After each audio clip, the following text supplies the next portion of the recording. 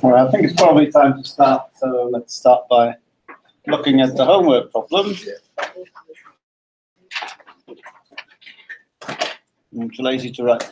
So,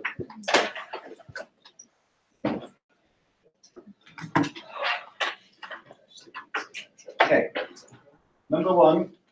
Question number one tells you to convert all constraints to less than or equal to form. And you see that the first two are greater than or equal to in the original formulation, so converting them to less than or equal to means you multiply them by -1, so you get this one and that one with the signs reversed, and well, yeah, and all the signs in reverse as well.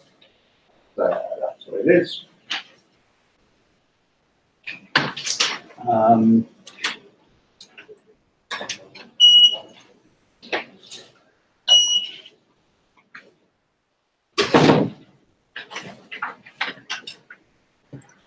Now, question 2 wanted you to find a feasible solution to this problem by dual pivoting rather than as we would have done last year using the first stage of G objective in this situation. So dual pivoting means you write the tableau as it is with negative right-hand sides, and you don't care that it's not feasible. Well, you do care, but you don't. You allow it for a while, and then what you do is you do your pivot selection by looking in the bar first, and if there are negative values, you pick the negative value, and then you're looking for your pivot element among the possible negative ones. Yeah. Well, this is not completely strictly dual pivoting, because in this situation you don't have an optimal tableau. You still have a negative value here, but whatever. So you pick pivot element according to the table that I gave you last week, and just do it on this one, and then you realize the tableau is still not feasible because there's still a negative number in the dark hole. So again, in this row, you look for a negative possible pivot element, and there's only one negative one. So you take that one, and after pivoting, you get this. And now you're happy because the tableau is now feasible. Something here is positive and not more negative numbers. But it's still not optimal because you still have a negative value in this row. So again, then you do the normal usual pivot. For the normal usual pivot, you look for a negative number in that row, and then you look for a positive pivot element. Okay. With dual pivoting, you want a negative pivot element. With usual pivoting, you want a positive one, so you find this one, and that's your final tableau, and then there's an answer which says that x1 is 4, x2 is 3, z is 2. Okay, any questions about how it actually goes? No? Good. So that's good, that it's clear. And then the fourth question asked you to mark on the in the picture which corners you visited. So in the first one, both x1 and x2 were 0. It was not feasible. So it's not in the triangle because it was not feasible. The second one, then you put x2 into the basis, but x1 was still 0, so you got to this point. And then the next tableau, the third one, that was already feasible. There was already no negative right-hand side. So no negative right-hand side means you've hit the feasible region, but it's just not the optimal corner of it. So the optimal corner is in this number. And this is what it does in geometry, in the picture. Okay. That's also homework question. So now you know how many of the 4 questions you solved. You can mark it on the register. Is there anybody who came late and didn't get the sheet for today?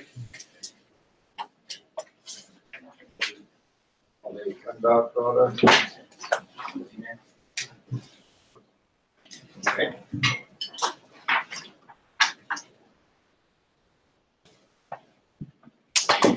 Right. So let's move on to today's topic, which is post-optimality. And okay,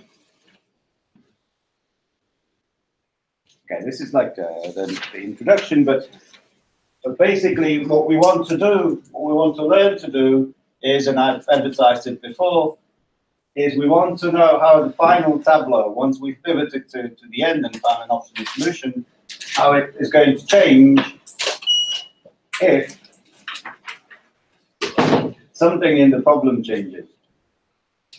Okay, so if you change the right-hand side because something in the constraints has changed. For example, if you think of a classical example with constraints being some resources, some resource availability changes, which changes the right-hand side of the constraint. So then you want to know what the new optimal solution is going to be without having to do all the pivoting from the start. And adding a new constraint, that's quite an important one, as we'll see later as well. Adding a new decision role. So you see there are plenty of things that we can work on, and these are the things that we'll be trying to do in the next few weeks. And we start with number one, changing the right-hand side. But before we do, well, this is a reminder, so you have a reminder of what the tableau looks like. Now, well, of course, you have to remember that the right-hand side vector is this little b here. It's MB inverse. It doesn't really matter much what it is for now. Just remember that this MB inverse, this is the matrix that you can always find in this bit of the tableau. So in the slack variable columns, in these rows, and then there's the objective row, and there's lots of stuff in the objective row. But yeah, keep that in mind. We'll be working with this. So, for example, when you look at this, so you have this linear programming problem, whatever it is. Now, for the time being, we're just doing the maths, so we don't care about the interpretation for a while. And I've told you that the final tableau after you've solved it by pivoting is going to be this. Now, you're interested in knowing what happens to the optimal solution if this is no longer 15, but it starts being 17. Okay. So,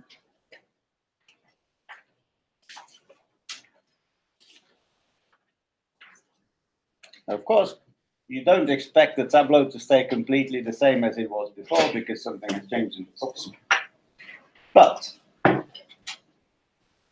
But what's going to change?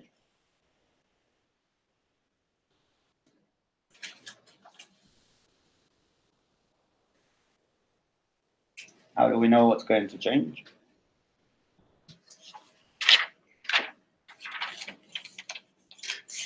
Well, we can find out by looking at this somehow, right? So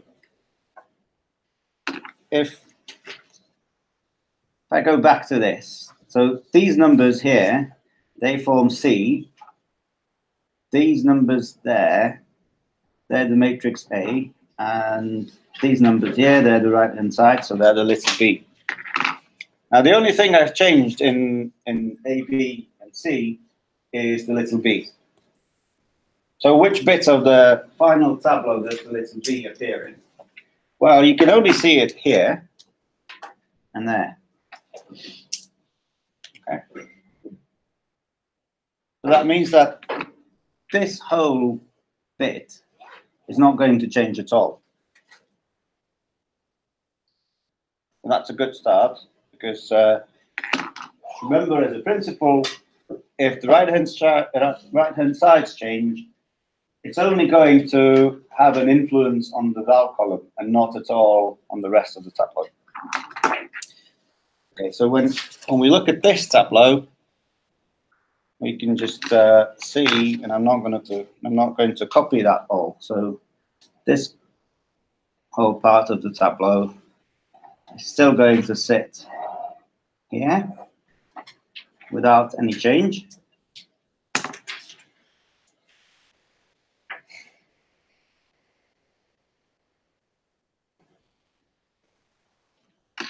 Now again, when you follow what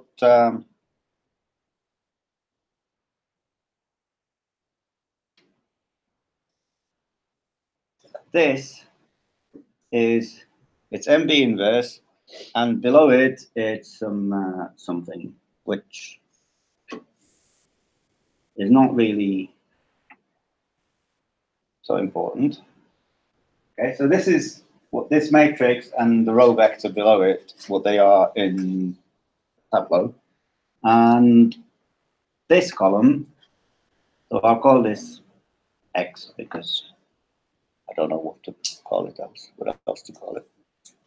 And this, when you look at it, when you study the things, you will just see that this is X times B. Okay, because it is. So I'm going to show it here. You've got this matrix times the right-hand side vector sits here, and this row vector, whatever it is, times by the right-hand side sits in this matrix.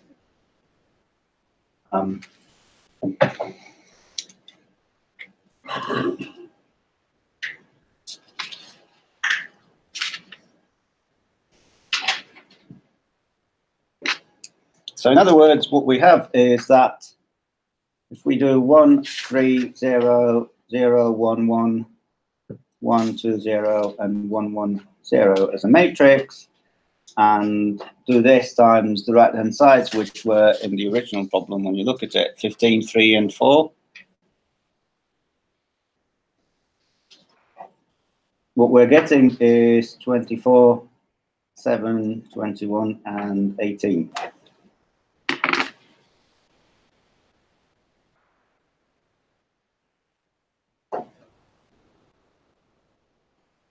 Okay. So 1 times 15 plus 3 times 3 plus 0 times 4 is 24.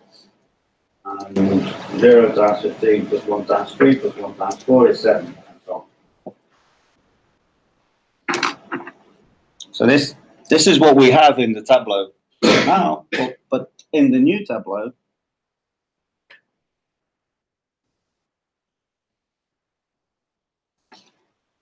what we're going to have is, well, this 1, 3, 0, 0, 1, 1, 1, 2, 0, and 1, 1, 0 is not going to change. That's it. So the only thing that changed is that this 15 has now become 17. So we've got 17 and 3 and 4.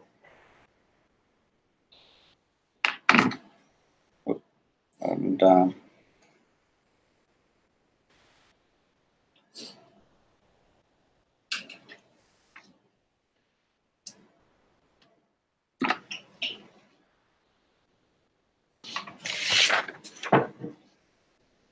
so this is going to give me 26 and 7 and 23 and 20 when I do this multiplication.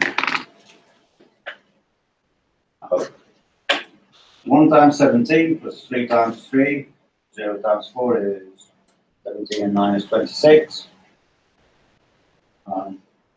0, 1, 1 times 17, that's 7. 1, 2, 0, 17 plus 6 is 23. And 17 plus 3 is 20. Okay. So that's really kind of simple. What we're getting here is almost all of the Tableau is the same as it was. And in the right-hand side column, we get these numbers. And therefore, the new optimal solution is x1 is 23, x2 is 26, x3 is not in the basis, and the new objective is 20. And if you want, you can also say what the new slack variables are.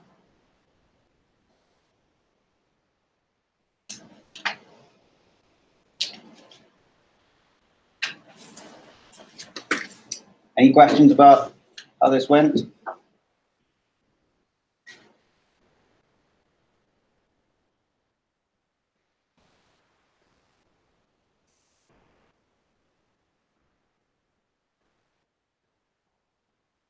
Okay, so while you might notice how much they differ, 24, 7, 21, 18, 26, 7, 23, 20.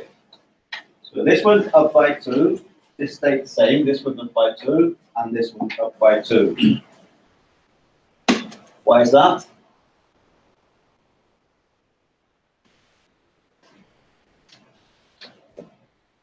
Values in the first column are 1, 0. Exactly, yes. The values in the S1 column are 1, 0, 1, 1. So because of the way matrix multiplication works, is we've increased 15 to 17 by 2, and the remaining ones stay the same. So the val is going to change by 2 times this column because of that. Okay? So we didn't even have to do make the whole multiplication here. We could have just taken 2 times this column and added it to the original column, and that would have given us the results as well. Okay, so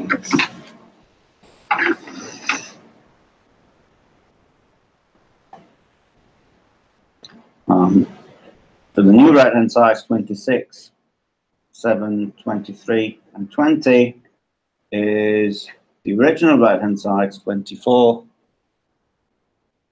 7, 21, 18, plus 2 times 1, 0, 1, 1.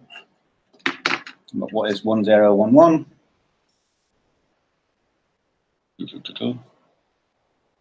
Well, doesn't all show it, but that's this column here. And what's this 2? Well, that's 17 minus 15, so the change in the right-hand side. And that's everything there is to it, really. Except there is one more thing to it, as we'll see in a second. For the moment, anything unclear about how this goes? Good, not simple. So let's move on to the next example.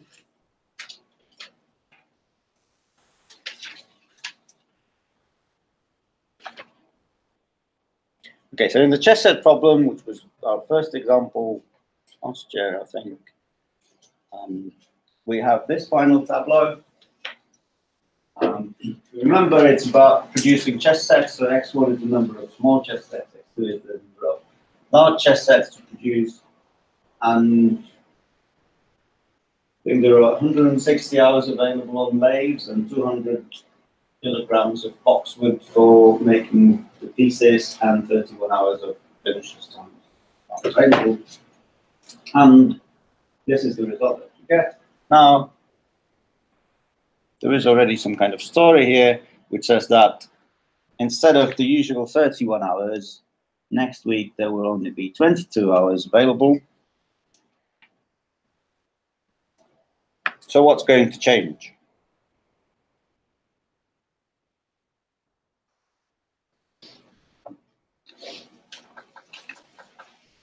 Okay, so again, this whole bit is not going to change, right? So that just doesn't change. So we'll have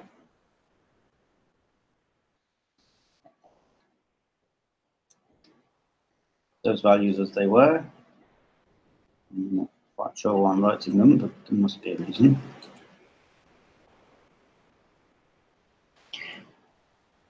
Okay, now the third right-hand side is going to decrease by 9. So we have to take 9 times this column and subtract it from the original val. That's what we did before. Or if you want, you can take 160 plus 200 plus 22 times, well, 160 to 122 times this matrix, and then you will get the new val.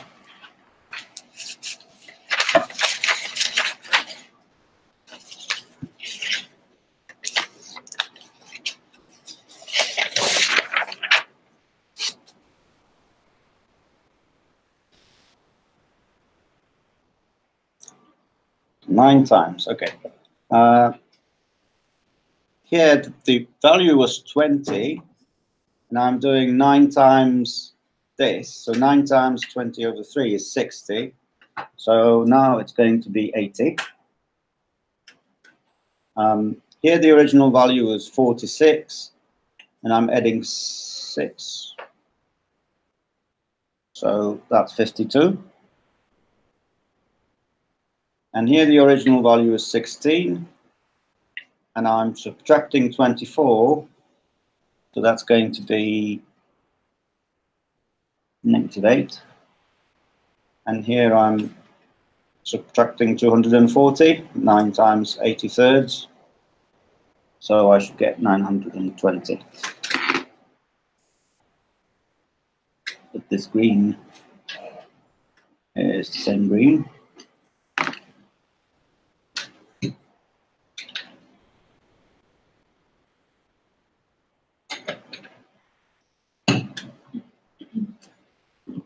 Okay, what's the problem with this one? Negative vowels.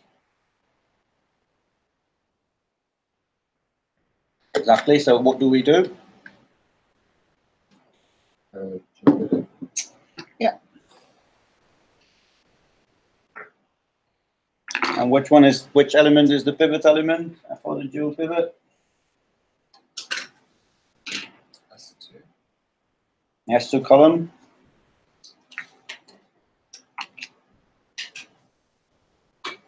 Why is that? Negative. Yeah, it's the only negative entry. So remember, dual pivoting, negative, bad. Looking for something negative in that row. There's only one negative, so there's only one possible thing to do. So you would just do the dual pivot here, and you get the solution. Which I'm not going to do because you know how to do it. Okay. So to summarize, with changes in the right-hand sides, it's not very hard to do.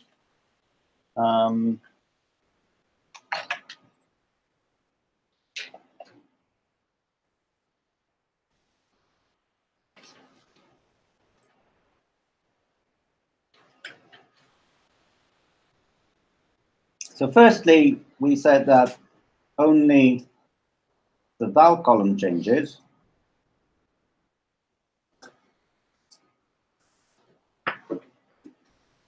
And the rest of the tableau stays the same.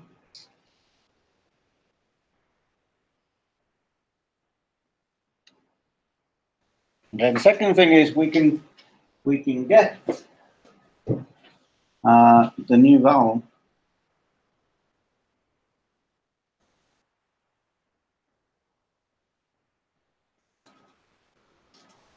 from the slack columns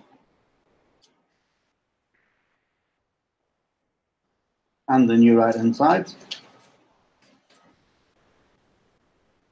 Okay, as we did, or just by looking at, we actually really need the slack columns of the constraints that are changing. The other ones don't have any influence on what's going to happen. But guess like this. And if the new tableau is infeasible,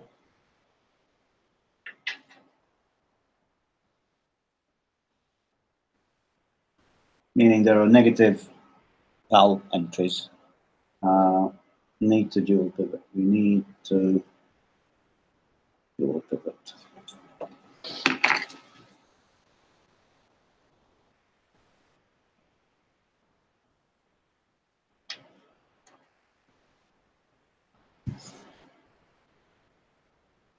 Simple enough.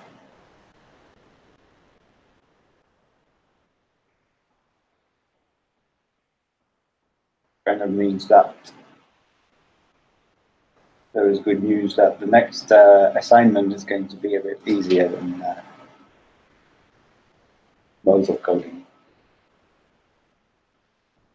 Where are we getting there? When? Okay. Oh, it's already online. Is it? I think so. But I didn't want to stress you out by giving you more and more nostrils in the lumps.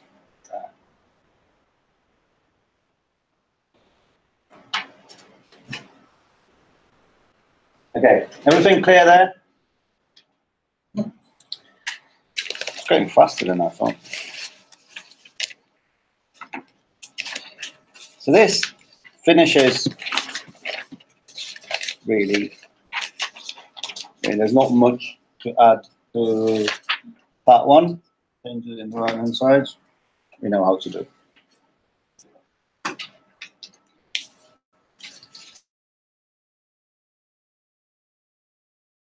Variables. The next example, which is again the chess set problem. Well, that's the same as it was. Now, business has the opportunity to produce a third type of chess sets. So the third type of chess sets needs a new decision variable. We had x1 for the small sets, x2 for the large sets, and now we need x3 for the luxury sets.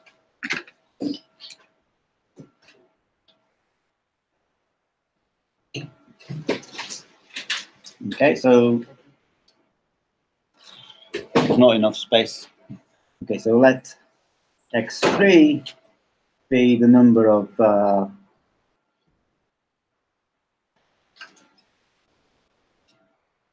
are they called? Luxury sets made, I think it's per week, all those values. Okay, so the new formulation is now we need to maximize 15x1 plus 20x2 plus 30x3. And the constraints are now 3x1 plus 2x2 plus 3x3 is less than or equal to 160. And x1 plus 4x2 plus 6x3 is less than or equal to 200. And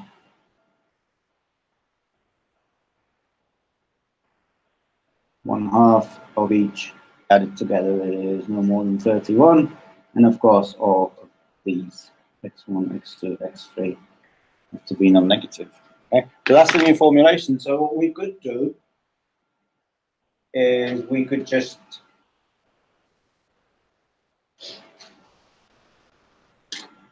start from scratch and do the pivoting and solve this. Now, on a small example like this, it would probably be almost as fast as doing it from the Tableau, but that's not the point. The point is that we want to learn how to do it in general, because then when you have large examples with hundreds or millions of decision variables, adding decision variables, sometimes can happen, but you need to do it. Then you don't want to start solving from scratch again, because that would just take too much time. So you want to start from previous Tableau you have. It's the same with the constraint.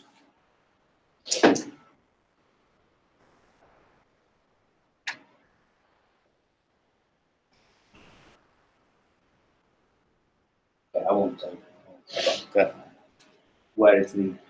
It's later. Okay, I might tell you later where it's needed, really, but how is it done? Okay, so how it's done is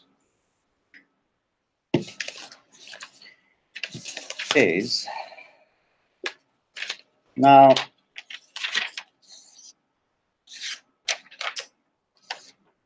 okay, so let's have another look at this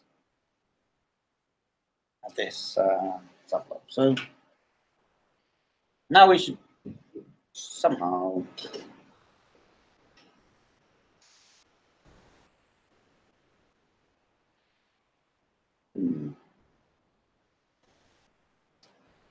Okay, so the first principle is that we're going to add this variable, but to start with, we're not going to add it to the basis. We might add it to the basis later if it turns out that we should actually start making some of the third type sets. But to start with, we'll just add it as a column, and we won't change the basis. So the basis was, in the previous tableau, S1, X2, X1. So I want to keep, in the new tableau, I want to keep the same basis, S1, X2, X1. Now it helps to know what this matrix is, but this matrix depends on the basic variables only. So it looks at the columns here of the basic variables, and that's what it uses, not the non-basic ones. So if I don't change the basis, that's not going to change at all. So this is not going to change. This is only the coefficients in the objective of the basic variables again. So this isn't going to change. So none of that is going to change at all. Okay. We already said that's not going to change. The right-hand sides are not changing either, are they? Just adding a new column here, but we're not changing any of these. So that stays as it was as well, and that stays as it was. So that's a good start.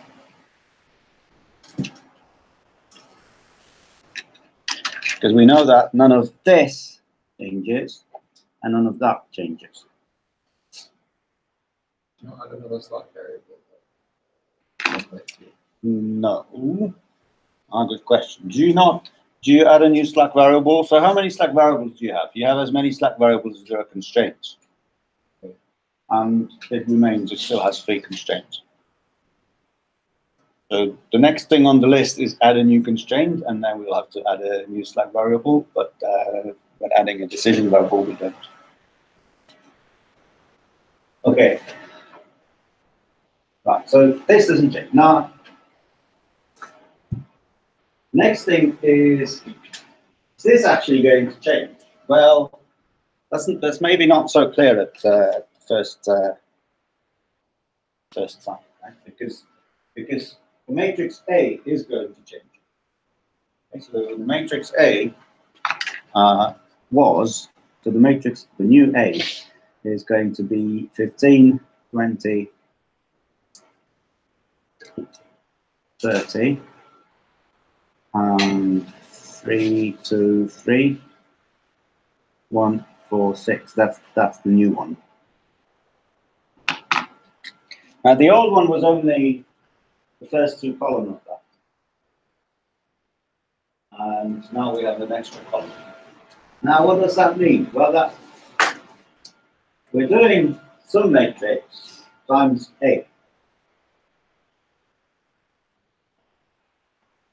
Now the way matrix multiplication works is if you want to determine the first column of the product, you only need to look at the first column of the matrix on the right.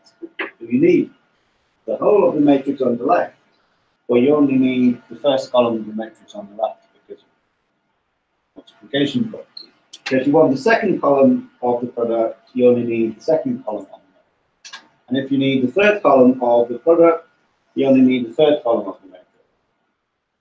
And therefore, the first 2 columns, because the first 2 columns in this matrix didn't change, the first 2 columns in the product don't change at all. Okay. So, in fact, what happens is that this bit doesn't change at all either.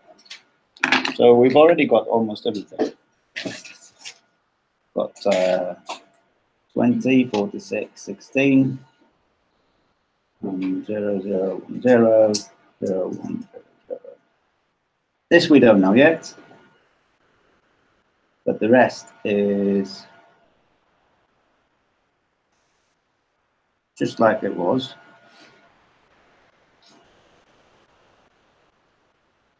Okay.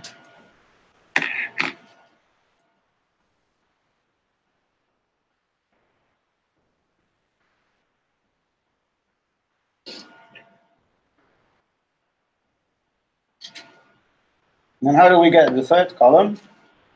Well, from what we have in the tableau, we know that that's going to be,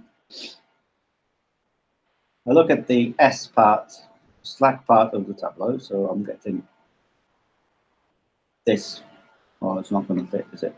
0, 1/3, minus 2/3, 0, minus 1/3, 8/3, and 0, 5/3, 80/3. So this is the slack part of the matrix. And I'm timesing it by the new column of the matrix A. Now maybe I'm not doing it right. Well, yeah, let's see. The new column is 3, 6, and 1/2. So these are these bits. Yeah.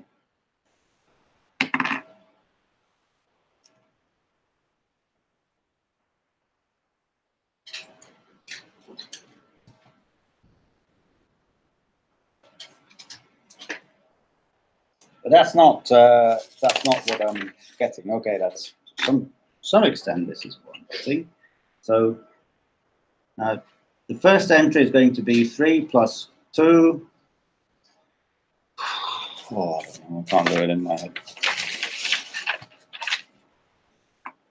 So according to my notes, the first entry would be 5/3 because of 1 times 3, 1/3 times 6, and minus 20/3 times 1/2. And the next one is also 5/3, which is supposed to be 1/3 times 6 minus 1/3. So that's 6/3 minus 1/3. Yeah, that's good. And this one is minus 2/3. Okay, and the objective row is a bit different. Okay, so these are already the results. So 5/3, 5/3, and minus 2/3. Yeah, but the objective row is a bit different because the objective row has this minus c there. Okay? It's not just whatever is here times a. So this is whatever is here times a. And this is whatever is here times a. That's this part. But we have to take away c. Okay. So what we have to. So for this objective row entry, what we need to do is we need to take away c, and c is 30 in there. So we have to subtract 30 from whatever we get in the product.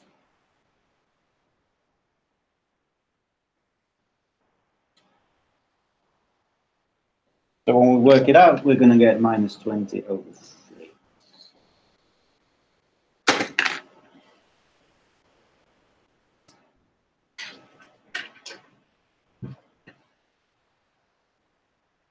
Okay, now maybe I've done it a bit too fast. So are there any questions? I'll give you a few seconds to try and go through it. If anything's unclear.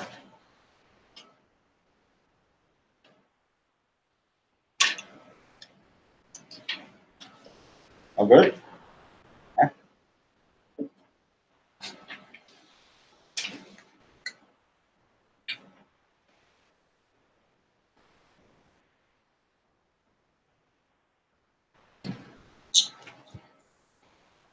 Okay, so again, not much has changed.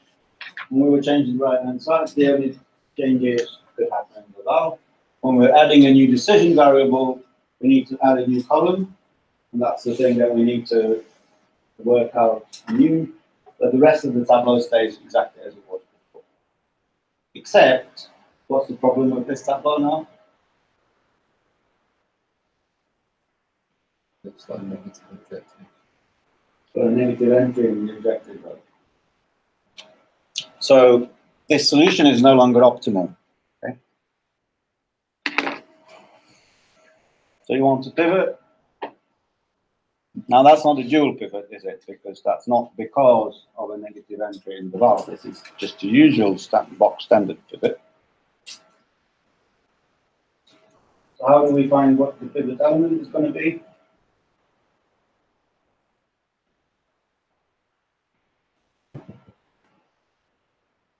Ratio, biggest ratio about Smallest ratio. Yeah. The smallest ratio. Okay, so I want the pivot element to be positive, definitely. So I'm not even looking at this one. But I have to divide 20 by this number and 46 by this number. But I don't even have to divide them because this number is the same for both of them.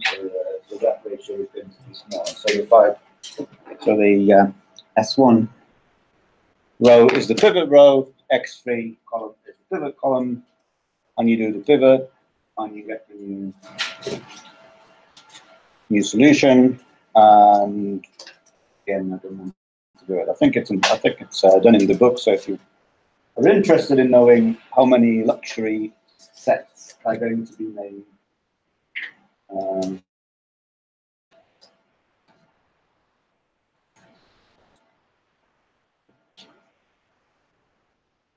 so there's no slack with there being less x1 or x2. If there's no slack in the I verses. think there's going to be less X1 and X2, yeah. But yeah, that's very likely to happen.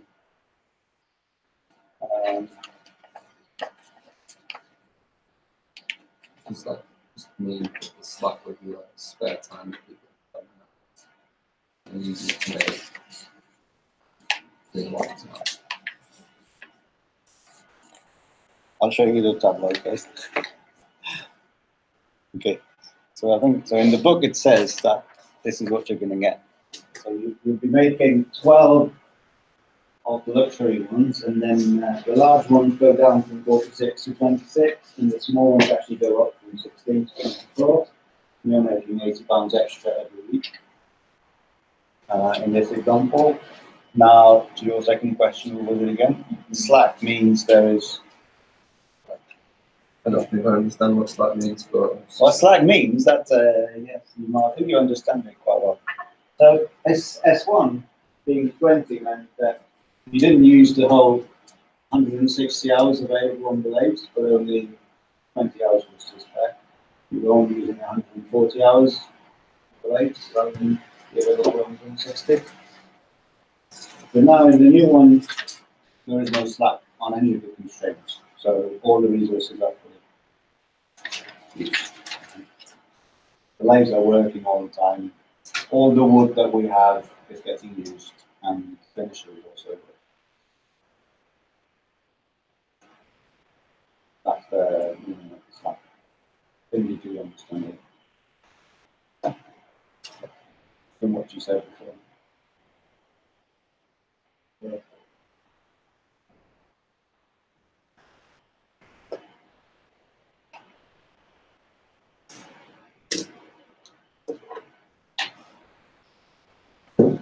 Is there anything else that needs to be said? I should also write the summary, but I'm too lazy now. I'm just getting close to the end of the lesson. So the summary is here.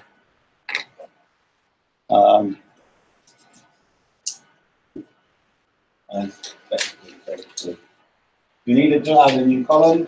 Everything else, then the new column remains as it was. And if it turns out that you have a negative endpoint, whatever, if the tableau is no longer optimal, you need to pivot to get the optimal solution. That's all there is to it. Any more questions?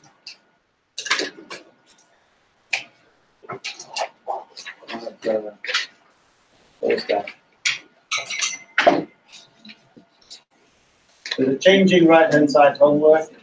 So have a look at that. If you haven't got the sheet, the handout, please pick one on the way out. Have a good week.